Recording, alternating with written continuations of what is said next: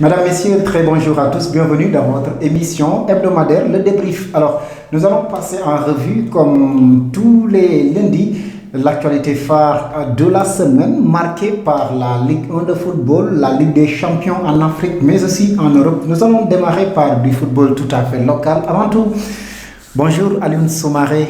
Bonjour Jacques. Très en forme, hein? Comme d'habitude. Pour entamer ce nouveau match. Bien sûr.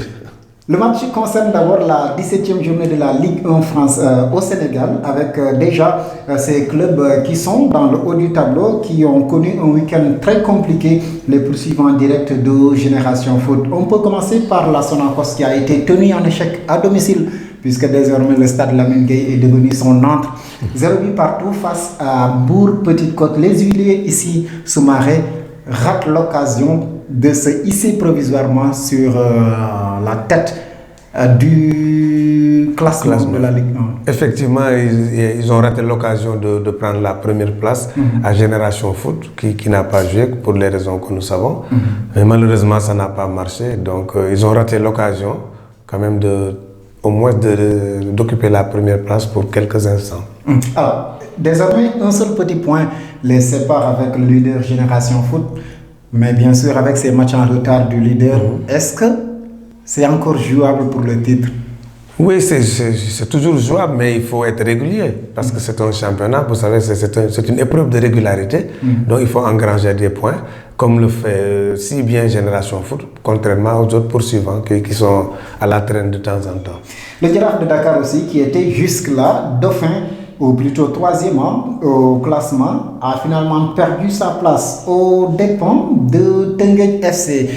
Ce club rufisquois qui est venu créer la sensation à Dakar en s'imposant devant l'équipe de la Médina, 2-1, ce qui hisse du coup Teungueth FC à la troisième place, délogeant même les verts et blancs au pied du podium.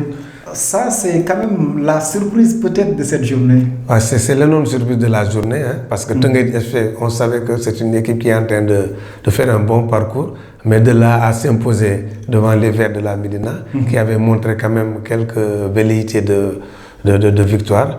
C'est la surprise du chef, comme on dit, mais ça confirme encore une fois que Teungueth FC est en train de bien gérer son affaire.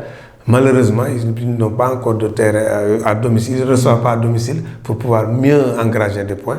Mais là, ils sont en train de s'habituer à voyager et à gagner. C'est de bon augure. Dans le choc des mal classés, je ne sais pas si on peut appeler ça un choc ou pas, entre Guédiawaye Football Club et Dakar Sacré-Cœur, c'est finalement les académiciens de Sacré-Cœur qui se sont promenés d'ailleurs 4-0. Disons, Guédiawaye est toujours au fond du gouffre. Oui, mais quand une crise s'installe au sein d'une équipe, c'est toujours le résultat est là. Guédiawaye va boire le calice jusqu'à la Ligue, certainement. Et ils ont connu une défaite qui va encore davantage les enfoncer. Et Dakar Sacré-Cœur se fait un malin plaisir quand même de revenir peut-être pour occuper le ventre mou du classement. Et éviter... Ils ont quitté, hein? Voilà, ils ont quitté la zone rouge. Maintenant, ils sont dans le ventre mou. Et là, ça leur fera du bien pour éviter certainement le spectre de la relégation. Il n'y a pas eu de vainqueur dans le derby de la Petite Côte. Entre le Stade de Mbour et l'équipe de Djambar, un but partout, ce sont les académiciens de Saly qui ont ouvert la marque avant de se faire rattraper finalement par les stadistes. Un but partout. Ce qui est l'essentiel, c'est que depuis 6 journées, Djambar ne perd plus. Voilà, donc Djambar vient de confirmer qu'il ne perd plus depuis 6 journées. C'est une très bonne chose. Ensuite, là, le problème, c'était une question de suprématie au niveau de Mbour. Mais le Stade de Mbour a raté l'occasion de prouver que c'est l'équipe fagnon de la ville. Mais ça confirme encore une fois de plus que Djambar est en train de revenir à son meilleur niveau. Djambar, en tout cas, a quitté la zone rouge depuis la 15e journée et désormais, il cherche à, disons, recoller au peloton de tête. Mais l'autre constat aussi, c'est que Soumaré, les deux académies qui avaient mal démarré sont en train de reprendre du poil de la bête. Oui, comme Dakar Sacré-Cœur et Djambar. Ça se comprend parce que vous savez, c'est des académies, donc ils sont en train de réciter leurs leçons. Peut-être il y a un moment, au début de la saison, ils n'avaient pas bien compris la chose, mais là, ils sont en train de réciter leurs leçons. Du fait peut-être du rajeunissement de l'équipe. Non seulement du rajeunissement, et puis bon, comme vous l'avez dit, il faut qu'ils s'habituent à la rigueur de la Ligue 1 d'abord, parce que c'est des jeunes joueurs, hein. Donc ils sont en train de confirmer, ils ont retenu leurs leçons et là ils déroulent leur football et puis ils pratiquent un football quand même assez alléchant, mais il leur reste tout juste l'expérience et le vécu de la Ligue 1 et actuellement ils commencent à comprendre. Dans les autres résultats, notez aussi qu'entre l'équipe de Niary Tally, Grand Dakar Biscuiterie et la Linguère de Saint-Louis ont fait match nul, mais finalement c'est des équipes 0 but partout. Même score entre le Ndiambour de Louga et l'AS Douane, c'était donc au stade Albouri Ndiaye. Finalement, ces clubs dits traditionnels, depuis quelques journées aussi, traînent les pieds. À l'image de l'AS Douane, de Ndiambour, du Casa Sport qui n'a pas joué ce week-end. Oui, mais les équipes traditionnelles commencent à s'essouffler parce que maintenant, on n'est plus à l'ère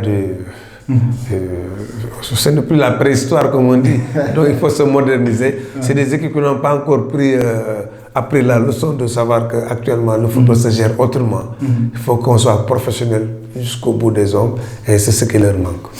Alors, notez qu'au classement, Génération Foot est toujours leader sans jouer avec 30 points, devançant donc la Sonacos 29 points, suivi du Teungueth FC qui a intégré désormais le podium avec 27 points. Le Jaraaf est au pied du podium. Alors pour les relégables, il y a bien sûr Niary Tally 14 points, Guédiawaye Football Club Pro 6 points et le bon dernier, l'Union Sportive de Ouakam.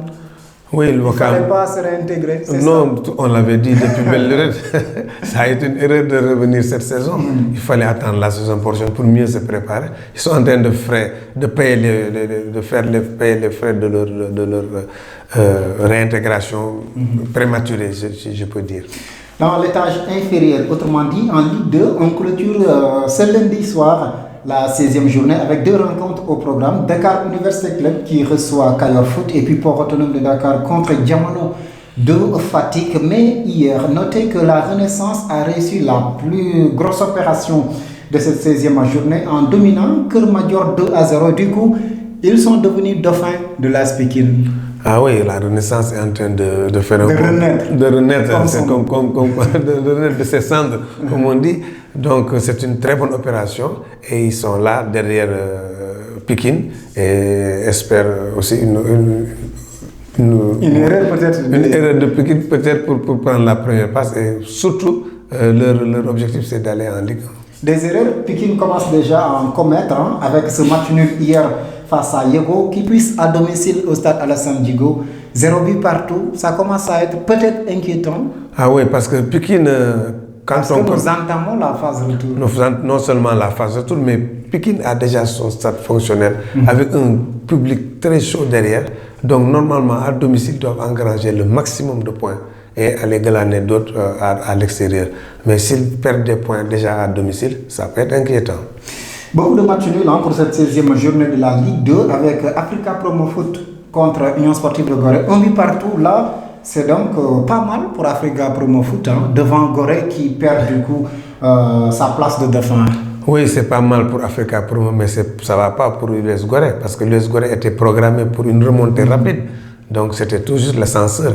Mais là, avec ces points qu'il perd en cours de route, c'est inquiétant pour l'équipe du président Senghor. Il a la tête peut-être à la Coupe du Monde. Etix et Ngor ont fait match nul, un but partout. Là, ce sont 2 équipes qui luttent pour le maintien. Oui, mais quand on lutte pour le maintien, il suffit de ne pas perdre.